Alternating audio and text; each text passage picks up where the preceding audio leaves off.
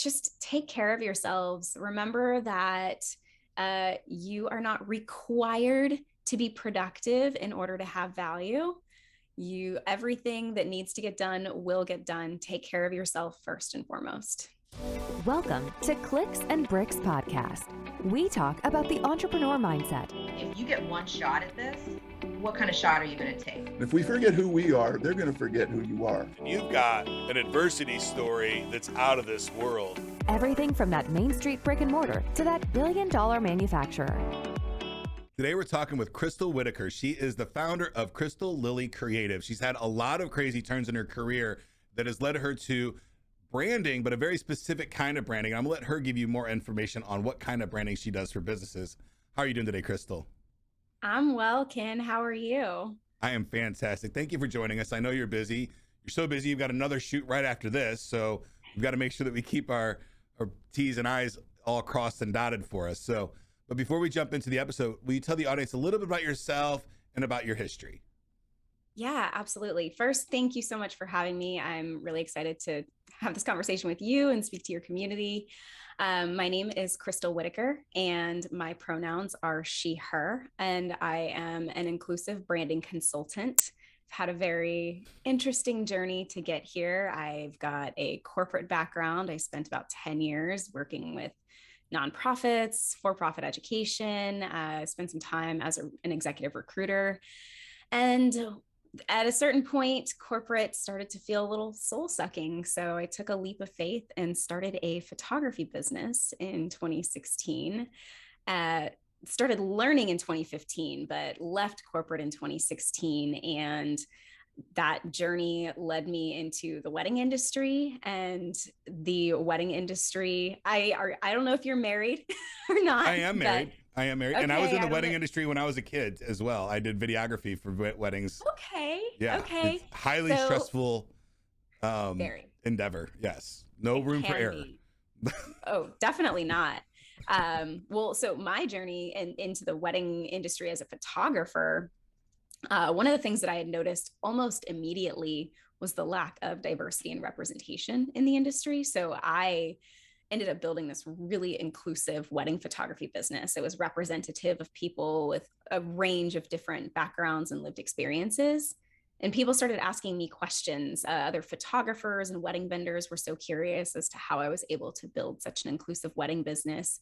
And that was what ultimately led to me taking the path towards becoming an inclusive branding consultant, because I was mentoring people in the wedding space. And then that just expanded to creatives in general. And now I work with people in the wedding industry, people who are creatives, people who are coaches and consultants themselves. And my whole mission is really focused around working with leaders and brands who care deeply about diversity, equity, and inclusion to make sure that they are showing up authentically and bringing forth a message of inclusion that is actually rooted in their core values, so that everything that they do in their business, whether it is putting out new programs, new products, ways in which they engage with their community and their potential clients, existing clients, everything is done in a way that is true to who they are and rooted in those values, but has that inclusive lens, which I think is really, really important.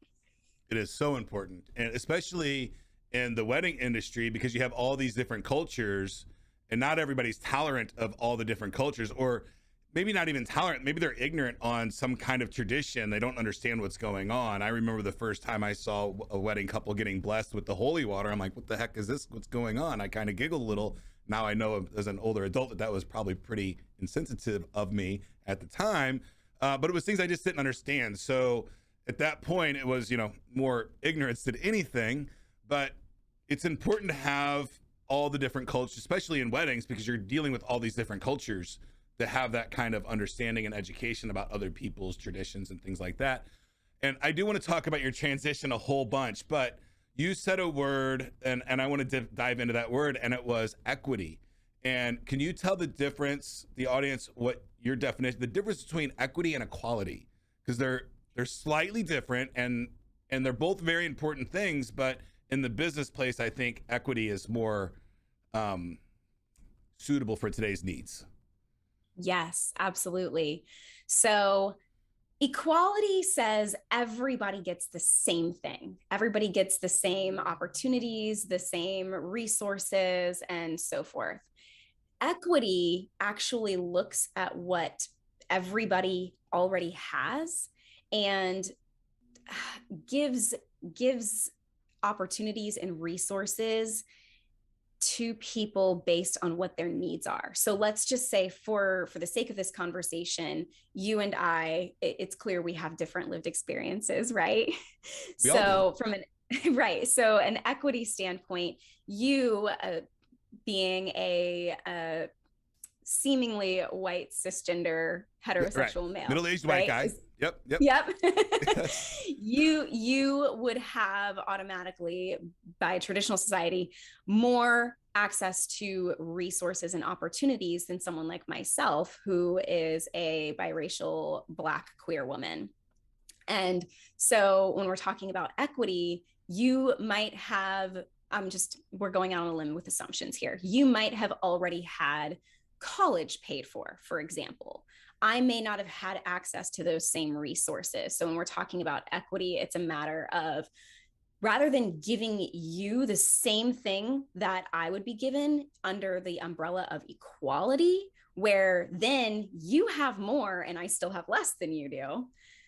When equity is brought into play, they look at what you have and say, okay, he's in a good spot. Let's look at what I have, for example, or what she Right. has, and bring me up to meet you where you are. And that is equity. There's a really, really great graphic that has floated around the internet. And it's a picture of 3 cartoons with a fence. I don't know if you've seen this, but you know what I'm talking about? Yeah, Have with the you seen different this? steps and where each person is and what their view is from that different step. Exactly. You have a Right. tall person, a short person, and then a person in a wheelchair. And all of them have a box, but there's still a fence. The tall person can just see over. And then the short Right. person, it's like barely. And so then with equity, it is, all right, who actually needs more steps to be able to see over the fence? But then when we take it a step further and we're talking about inclusion and just access in general, remove the fence, change the system. Right. Absolutely. I think that removing the fence is the way to go. Right. So, but that's just not the world that we live in. Unfortunately, right. I think what you're describing would be a utopia if there was just no fence and we all came to the game with the same resources, right? And unfortunately, some of those resources are visual. I can say, being a highly overweight and then also a fit middle-aged white man, I don't get the same resources when I'm highly overweight as I do when I'm at my peak physical fitness, right? We just talked about this on an episode that, if a bank looks at somebody and like, oh, they're going to judge them based on their appearance on if they're going to get their money back or not.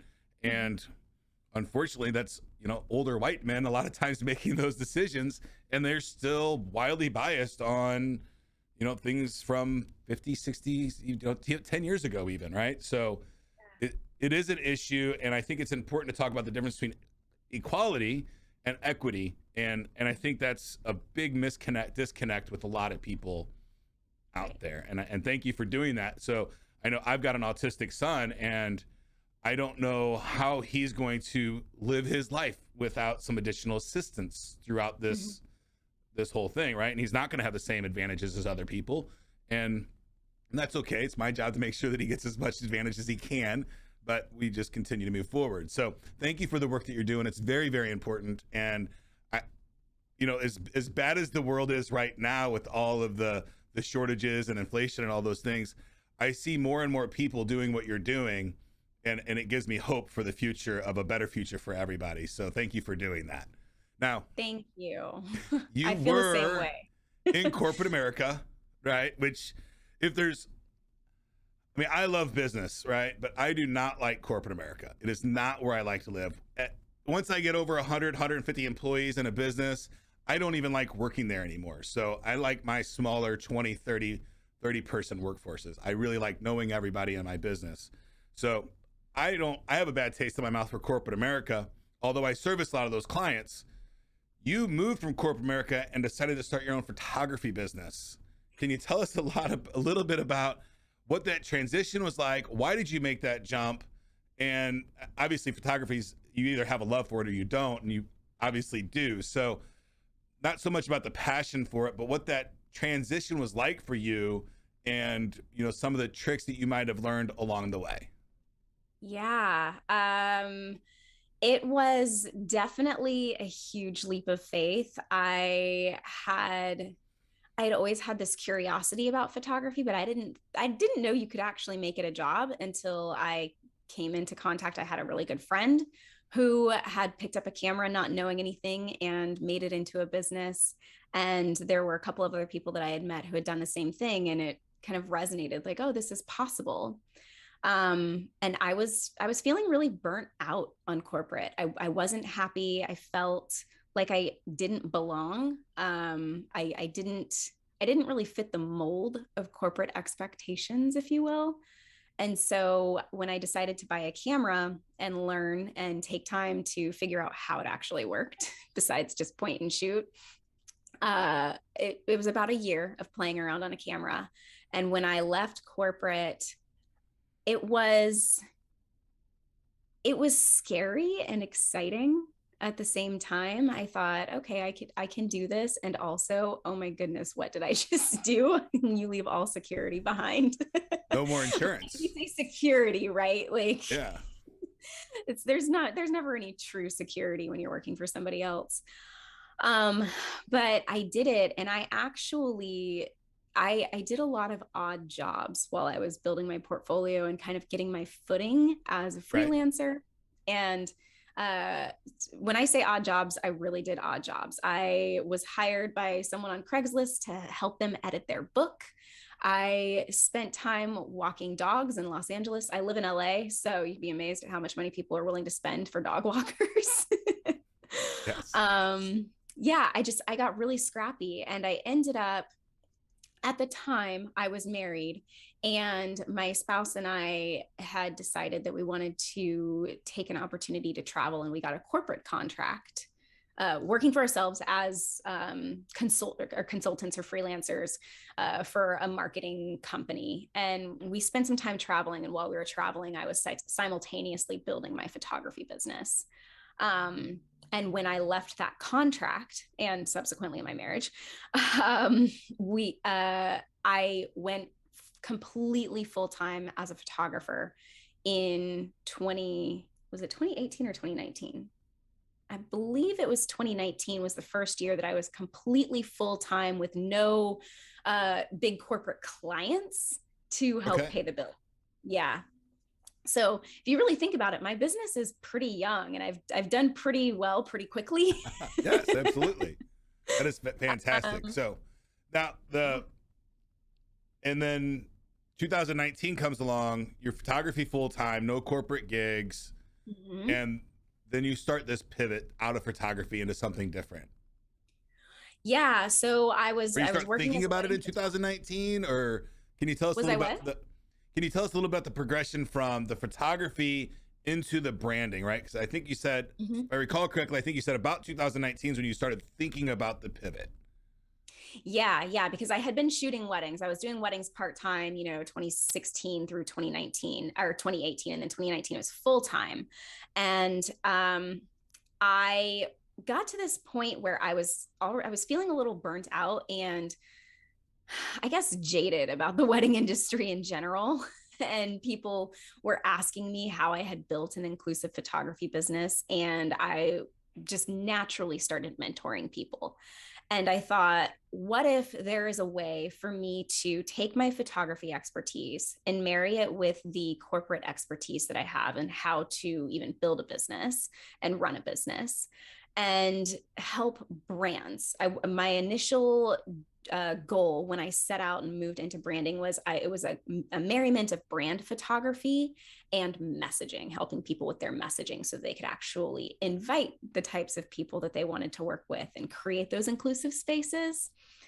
And so it was very much focused on me wanting to work with impactful brands. who cared about making a difference. You know, they didn't just care about their bottom line, but they wanted to use their businesses in some way, whether they had a philanthropic element, they cared about health and wellness, social justice, giving back through, you know, volunteering their time or knowledge. They needed to have some sort of social impact component for me to work with them as a mentor and a brand photographer. And Okay. yeah, so that was the shift, and it was a very natural shift for me because even in my wedding business, I had a social impact component. Right. But you lean in on that, really the equality piece Yeah. of employment, and that is, you know, goes dress code, the pronoun issue, right? This is something that we struggle with in one of my businesses on a regular basis, right? Because we're very pro LGBT, but I also have people that don't understand it very well because they're not been around it. And I tell them, you know, and I have to have the conversation with people on both sides of the fence because, you know, we've got, I'm not going to use exact names. We've got a person that goes by him, his pronouns him, biologically female, and then, you know, somebody calls him a her and she gets offended. I'm like, okay, I appreciate where you're at, but they didn't know. Right. So once you tell them, if they continue to do it, then that's a problem. But if somebody had, like, you introduced your pronoun very clearly, when you don't do that, how does the other side supposed to engage in a way that we would not be offensive? Because I see it on both sides of the fence, right? People are getting offended, but the people that are offending them are just ignorant. They don't know. How do we educate them on a proper way to make new introductions in this world that we live in today? Well, you touched on it, and even the way that I introduced myself. And this is something that, full transparency, I am still working on putting into practice when I introduce myself, just automatically sharing pronouns. Because and it's simple in the grand scheme of things, but it does become something that you have to practice. When you introduce yourself to people, if they're new to you, just say, hi, my name is so-and-so, my pronouns are this, so that if you do find yourself in the company of a person who is transgender, they then automatically know, okay, this person is making an effort. They understand the importance of pronouns, and now I can share mine. Okay, so that's education on both sides of the fence, I think, right? And it's going to be a long time, I believe. I get really aggravated. I hate it when people are they're getting mad at each other because we don't know, right? And I'm like, well, this is a time that we can take and learn some stuff about each other, right? This is okay. But when the frustration gets there and the anger, back and forth bitterness, it just doesn't seem to go anywhere. And I don't know how to deal with that. I've completely removed words like guys and that, and I just call everybody team, right? Like they're just part of my team. Good. And in, you know, my places, we're just team, right? And I call everybody teammate or team until I can figure out how I can navigate everybody's emotions and feelings. I just call everybody part of the team, and that seems to work out very well for me, right? Yeah, so that's great, and that's inclusive language. I'm actually going to be doing a masterclass in a couple months on inclusive language, kind of thinking about those things, removing things like guys, and just kind of shifting the way that we speak within our communities. Right. And I think, you know, on both sides of the fence, just a little more appreciation on both sides of that fence. So it goes a long, long way. Understanding, okay, I understand that you're not comfortable in this, what we would consider traditional society. Society's changing, and it's changing at breakneck speeds, right? Yes. And technology's helping that along the way. And the fact that we're seeing other people being open and honest about who they are, it lets other people want to do that, right? Because hiding who you are is miserable. It is one of the worst things on the planet to do, right? It will eat you up inside. So I can't say thank you enough for the work that you're doing. I wish more people were in that boat of pushing this agenda moving forward, because as we move forward, we're only going to get more differences, right? And they're going to get more and more different, and everybody's going to be able to play their own role in this life, which is beautiful, and I love it. So now you've done all of this, right, through COVID, So everybody's had their downside and all of these things that we've dealt with. It's been not the greatest couple of years for the world, right? As a whole. And you've done all this, starting a business, and you're suffering with depression at some points in your life as well. Can you tell us, how do you, if anybody's suffered with clinical depression, it's tough. It's really, really challenging to figure out, how am I going to get out of bed today? Much less, how am I going to get out of bed today and do something amazing, or try to get people to follow me, or try to convince somebody that she need me doing work with me. I'm miserable. Like, this is horrible. How do you have any tips or tricks, or like, I know there's no single silver bullet, but if one thing that really helped you more than something else that you can share with the audience? I can't say that it's one thing. There were a few things. And I also want to clarify. There's no bullet there, right? It's a toolbox of stuff. It is a toolbox. Absolutely. Yeah. And I want to clarify too. I, was diagnosed with depression. However, there's different types of depression. You have people where it's a chemical depression, a chemical imbalance, and it's something that they are always dealing with throughout their life, regardless of the situation. And that would be clinical depression, right? Mm-hmm. And then there are people who are depressed, and it has a lot to do with their environment and the state of their life. And that's where I was. So thankfully, it's not something that I suffer with ongoing. Has it come back throughout my life? Absolutely. But to answer your question, because I have dealt with depression before at various points throughout my life, I have built up a toolkit. I have access to a therapist, which I know is a huge blessing. Not everybody has access to mental health care, and I could get on a whole entire soapbox about what trash that is. Yes. But I will digress. Yeah. So having access to mental health care, and then also knowing who I could lean on within my community for support. That I had a very small group of friends and family that I knew if I called them or I texted them and I was in a state, they would be there for me.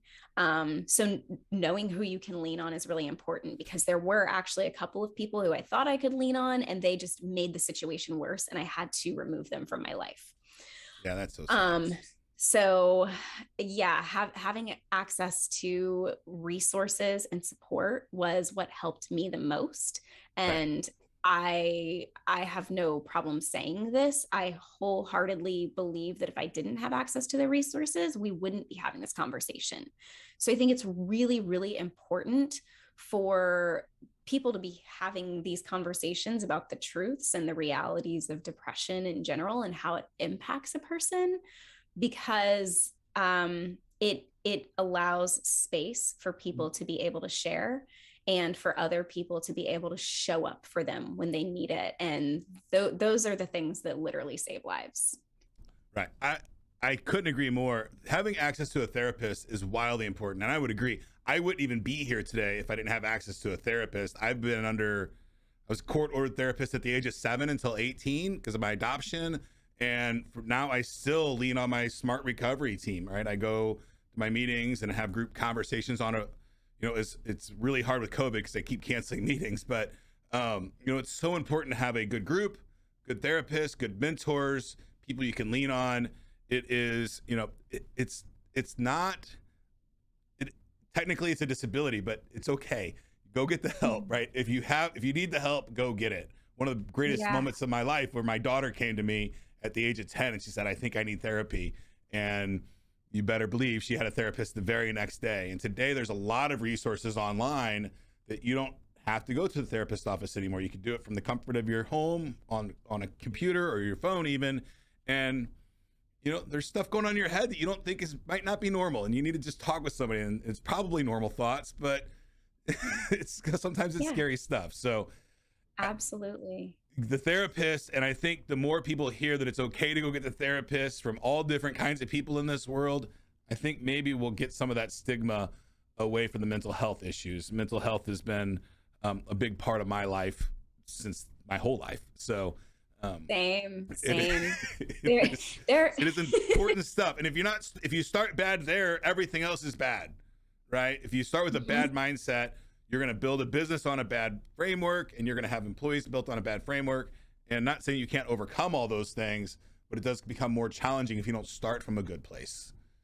I wholeheartedly agree. And there are a few things that I can share with people. So if you don't have access to a therapist, because I, unfortunately, it is a privilege right now. Right. Some other things that helped me were doing things like mirror work. I don't know if you're familiar with what that is. I love and respect you every day in the mirror. Right. Yeah. Just Yeah. talking to yourself in the mirror like you would talk to a friend. And me and myself have had a lot of conversations. So that was really helpful. Meditation was incredibly powerful for me. Journaling Now, and for on meditation, just step back. I talk to people about this all the time, and I have to meditate every single day of my life, or I go off the rails pretty easy. But it's hard for a lot of people. Do you have any tricks on how did you get started and meditating? Because people are like, oh, I do it wrong. I'm like, you're not doing it wrong. It's just you're getting started, right? So do you have any tips on how to get started meditating?